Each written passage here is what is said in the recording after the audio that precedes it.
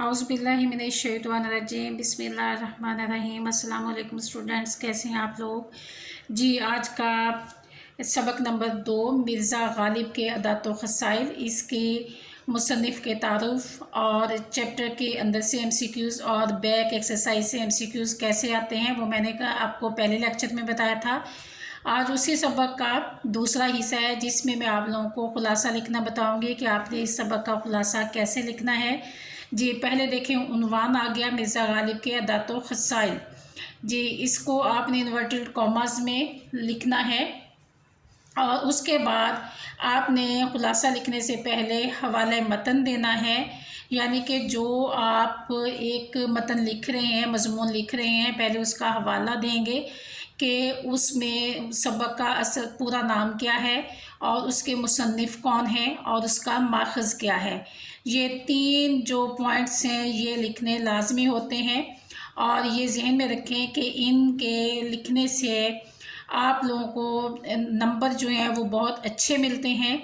आपके 5 में से 5 नंबर आसानी से ख़ुलासे में से आ जाते हैं अगर कोई इमला की गलती नहीं है जी। पहले लिखें सबक का नाम मिर्ज़ा गालिब के अदात व ख़साइल। गालिब के ऊपर आप तखल्लुस का साइन डालेंगे, ये देखें, और इन्वर्टेड कॉमास, ये देखें, और उसके बाद मुसन्निफ़ का नाम जी मौलाना अल्ताफ़ हुसैन हाली। ठीक है, ये मौलाना मैंने लिखा है, उसके बाद पूरा नाम आप लिख देंगे मौलाना अल्ताफ़ हुसैन हाली और उसके बाद लिखेंगे माखज़ यादगारे गालिब, ये इन्वर्टेड कॉमास, और उसके बाद उससे नीचे वाली लाइन से आप ख़ुलासा लिखना शुरू करेंगे। देखें, ख़ुलासे की आप हेडिंग देंगे और उसके बाद मार्कर के साथ जो है 2 लाइनें लगाएंगे और जहां आपकी ये लाइन ख़त्म हो रही है वहां से आपने इसका ख़ुलासा लिखना शुरू करना है। ख़ुलासा लिखने के कुछ असूल होते हैं, उन असूलों को मद्देनज़र रखा जाता है, तभी आप पूरे नंबर हासिल कर सकते हैं जी। अब ये देखें कि ख़ुलासे को लिखते हुए पहला तो जो असूल है वो आपने इस चीज़ को ज़हन में रखना है कि उसका हवाला देना है, और दूसरा ये ज़हन में रखना है कि जब ख़ुलासा लिखेंगे तो जैसे सबक की शुरुआत है ख़ुलासे में आपने सेम वैसे ही शुरुआत करनी है। ये नहीं करना कि आप सेंटर का पैराग्राफ ऊपर लेके आ रहे हैं और ऊपर का पैराग्राफ जो है वो दरमियान में लेके जा रहे हैं और दरमियान वाला जो आपकी मर्ज़ी है किसी पैराग्राफ को ऊपर ला रहे हैं या किसी को नीचे लेकर जा रहे हैं। नहीं, ऐसा बिल्कुल नहीं करना। आपने ख़ुलासा जो है रूल्स के मुताबिक लिखना है कि मैं शुरू की जो हिस्सा है वो शुरू में आएगा, जो दरमियान का है वो दरमियान में आएगा और जो आखिर का है वो आखिर में आएगा। और पैराग्राफ्स की शक्ल में आपने मज़मून लिखने, ये ख़ुलासा लिखना है। देखें, मुसन्निफ़ कहते हैं कि मिर्ज़ा गालिब नहायत वसी अखलाक के मालिक थे, वो हर शख्स से खंदा पेशानी से मिलते थे और उसने जिस शख्स की उनसे एक बार मुलाकात होती उसे हमेशा उनसे मिलने का इश्तियाक रहता। दोस्तों को देखकर बहुत खुश होते थे और उनकी खुशी और गम में शरीक होते थे। उनका हल्का अहबाब बहुत वसी था।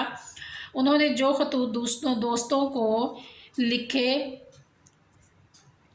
उनके एक एक लफ्ज़ से मोहब्बत टपकती है जी। एक पैराग्राफ ख़त्म हो गया है, अब नेक्स्ट पैराग्राफ जो है वो स्टार्ट हो रहा है और ये देखें 2 फिंगर्स गैप देकर स्टार्ट किया है और आपने कोई लाइन बीच में स्किप नहीं करनी, कोई लाइन खाली नहीं छोड़नी कि प्रेजेंटेशन आप समझें खूबसूरती के लिए एक लाइन बच्चे छोड़ देते हैं फिर नेक्स्ट पैराग्राफ स्टार्ट करते हैं, ऐसा कुछ नहीं करना।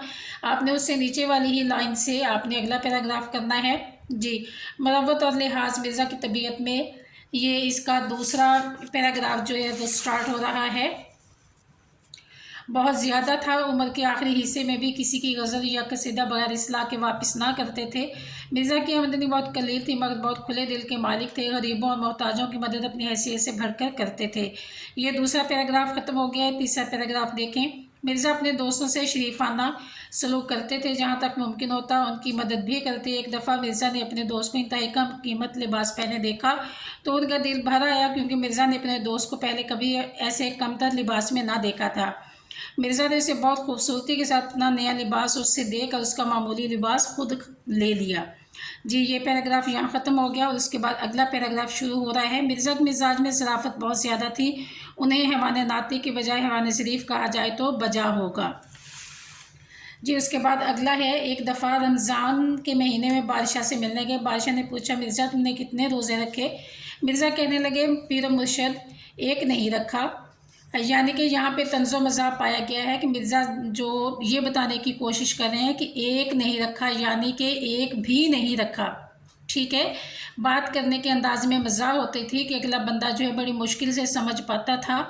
तो अब यहाँ पे आम एक इंसान इस लाइन को पढ़ता है तो यही लगता है कि एक नहीं रखा, यानी कि सारे रखे हैं, एक नहीं रखा, लेकिन इसका मतलब ये है कि एक भी नहीं रखा। और नेक्स्ट पैराग्राफ में देखें, एक महफिल में मिर्ज़ा मीर तकी मीर की तारीफ़ कर रहे थे। उस्ताद इब्राहिम ज़ौक़ भी मौजूद थे। उन्होंने सौदा को मीर पर तरजीह दी और मिर्ज़ा ने कहा, आगे देखें मार्कर के साथ लिखा हुआ है, मैं तो तुमको मीर ही समझता था लेकिन तुम तो सौदाई निकले। यानी कि मैं तो समझता था कि तुम मीर को पसंद करते हो लेकिन तुम तो सौदाई निकले, यानी कि तुम तो सौदा के दीवाने निकले। और उसके बाद अगला पैराग्राफ देखें, लास्ट पैराग्राफ है, मिर्ज़ा को फलों में आम बहुत पसंद था। उनके दोस्त उन्हें आम तोहफे में भेजते मगर मिर्ज़ा का दिल कभी आमों से सैर ना होता था। एक महफिल में किसी ने मिर्ज़ा से आमों के मुतालिक पूछा तो मिर्ज़ा कहने लगे, मेरे नज़दीक आम में दो बातें होनी चाहिए। आगे ये मार्कर से लिखा हुआ है, मिर्ज़ा कहने लगे, यहाँ तक पेन से लिखने के बाद इन्वर्टेड कॉमास में, मेरे नज़दीक आम में दो बातें होनी चाहिए, एक बहुत हो और दूसरा मीठा हो। महफिल में मौजूद तमाम लोग हंस पड़े। अब ये देखें, इस सबक का खुलासा हो गया है और ख़ुलासे को आप लोगों ने इसी तरह से पैराग्राफ्स की शक्ल में लिखना है और जो मेन बातें हैं उसको आपने मार्कर के साथ हाईलाइट करना है।